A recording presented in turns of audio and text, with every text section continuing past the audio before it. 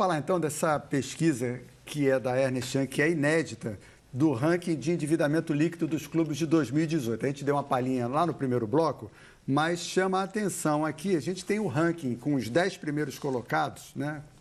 Esses 10 primeiros colocados, triste, né? O Botafogo, 729 milhões, vou aproximar. O Internacional é o segundo com 668, depois o Fluminense, 595, o Atlético Mineiro, o Atlético Mineiro, 595, o Vasco da Gama, 530 milhões. Depois aparece o Cruzeiro com 520 milhões, o Corinthians 476, o Flamengo em oitavo 469, o Palmeiras bem perto com 462 e o Santos com 407 milhões. Não são dívidas impagáveis. Não, cada um tem uma realidade diferente, né? Que nem a gente falou no outro bloco. O ponto não é nem o valor do endividamento, e sim qual que é o potencial de geração de caixa que o clube tem, né? A partir do momento que ele tem uma receita considerável, o valor do endividamento pode ser até saudável, pode ser interessante. A gente acabou de ver o Flamengo, o Palmeiras, né, que são clubes que têm uma geração de caixa muito forte. Então, você não tem uma exposição muito alta de crédito, né? Desses 10 aí, qual que pode ficar mais equalizado? Tirando o Flamengo, o Palmeiras, talvez o Corinthians, os outros. Quem tem chance de equalizar melhor a dívida, que nem você disse? Que dos 10 ali, acho que o Flamengo e o Palmeiras é o caso mais emblemático, né? São os casos mais emblemáticos, né? Porque os dois têm um faturamento, uma receita maior do que o endividamento, né? Ou seja, eles têm uma geração de caixa suficiente para ter aquele endividamento que muitas vezes é para o próprio futebol, que é para a operação. É super natural. Quando você vê em outras indústrias, você tem que investir em maquinário, você tem que investir em infraestrutura, isso tudo aumenta seu endividamento. Mas aquilo vira investimento, né? No caso do Flamengo, é um caso bem específico para isso, né? O Flamengo, depois de vários anos reduzindo seu endividamento líquido, ele aumentou. Mas, na verdade, ele aumentou porque ele fez investimentos, né? Ele fez investimentos na operação. Tá? Então, isso pode ser convertido em mais receita. E o Flamengo teve a venda do Paquetá e do Vinícius Júnior, que foram vendas sensacionais, que ajudaram muito nas finanças do Flamengo, não é? Não só do Flamengo. Você pegar os 12 clubes que mais faturaram no Brasil, eles tiveram um aumento muito alto de transferência de atleta. E aí você tem vários fatores.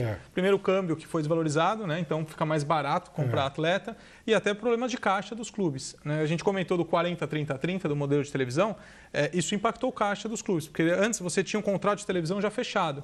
Agora você só tinha, no começo do ano, 40% da receita. Né? Os outros 60% eram variáveis. Então, você não recebia naquele momento. Então, os clubes precisavam de caixa naquele momento. E eles resolveram vender atletas. Se a gente olhar por estado, tem uma distância grande entre Internacional e Grêmio. E é um dos estudos de vocês. Por que tão distante assim? Nos últimos anos, eles estão bem distintos em termos tanto de receita quanto de endividamento, né? O Grêmio numa alta muito grande de receita e numa diminuição de endividamento. O Grêmio diminuiu muito o endividamento com empréstimos, principalmente, que é o endividamento que pesa para o caixa do clube. Então, ele reduziu quase a zero isso, né? Já o Inter, óbvio, nos últimos anos teve uma situação que foi uma queda para a Série B. Né? Então, você não consegue reduzir as despesas com a mesma velocidade que caiu sua receita, né? Porque você joga com receita de Série B, mais despesa de Série A. Né? Então, ele teve um aumento de endividamento. Então, ele está ainda se ajustando. Agora, o Grêmio está numa curva muito interessante. Talvez seja vamos dizer assim, dos 4, 5 clubes que estão ali brigando pelos títulos nos últimos anos, o mais eficiente da conversão receita e âmbito esportivo. Incrivelmente, o Cruzeiro tem problemas. Quer dizer, os dois mineiros estão entre os 6, vamos colocar assim. O Atlético é o 4 e o Cruzeiro é o 6º. Isso é normal? Não. Não. Se você pegar os dois clubes, tanto Cruzeiro quanto Atlético, eles têm déficits acumulados nos últimos anos muito pesados. Ou seja, eles gastam mais do que eles arrecadam.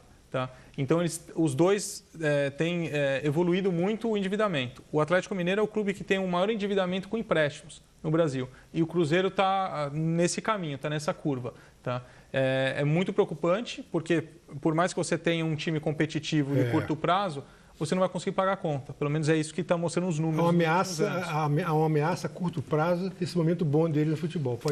Exato. E aí até digo mais, né? Se a gente entrar no mérito de órgão regulador, que acho que é importante em qualquer indústria, né? Você precisa de alguma maneira limitar e criar situação favorável para isso. O que isso significa? Evitar doping financeiro para ser justo e equalizado com todos. Claro. Né?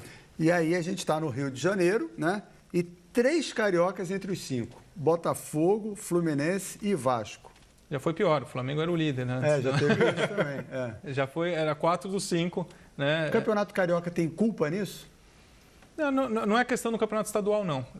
É mais um histórico de gestão, que a gente comentou também aqui.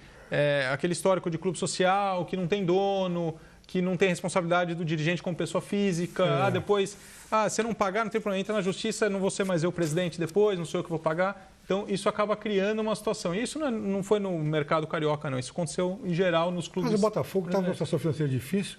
O presidente Maurício Assunção comprou o Sidorf. Gastou uma fortuna, não só na aquisição, como no pagamento mensal dele. O Botafogo não podia fazer aquilo, e fez. E agora? Quem? É a paixão. Exatamente. Sobre a Série B, antigamente, quando um clube ia para a Série B... Só para orientar, a gente tem 2 minutos. Tá, quando um clube ia para a Série B, ele ganhava, pelo menos na primeira temporada, a mesma coisa. Agora ele não ganha mais. Né? Já tem um valor diferente de televisão. Existe um desespero? Melhorou o planejamento dos clubes em relação a essa queda para a Série B? É uma excelente pergunta, porque a gente chama de paraquedas, né? Quando você caía da Série A para a Série B, você só tinha uma pequena redução. Agora você sai de um contrato de Série A para um contrato de Série B. Né? E, de novo, você tem contrato de trabalho, que você não pode, né? Um atleta tem a cláusula indenizatória, você não consegue romper, você tem que pagar o contrato inteiro. Então, essa é uma discussão bem interessante e que, no final do ano, 4 vão cair. Isso é fato, né? Ou seja, 4 vão sair do contrato de Série A para a Série B. O difícil é você provisionar isso. Né? Então, a gente vê, mesmo do ano passado, os clubes que caíram no ano passado para esse ano, o endividamento deles disparou. Por quê? Porque você não consegue manter. Então, de novo, volta a discussão de produto. Se você for para a Premier League, por exemplo, você tem uma adaptação de um para o outro. E você tem uma flexibilidade, por exemplo, da lei trabalhista. Ou seja, se eu cair da Série A para a Série B, eu posso romper o contrato dessa maneira. Né? Então, a gente precisa ter uma reflexão bem ampla aqui do que a gente quer do futebol brasileiro.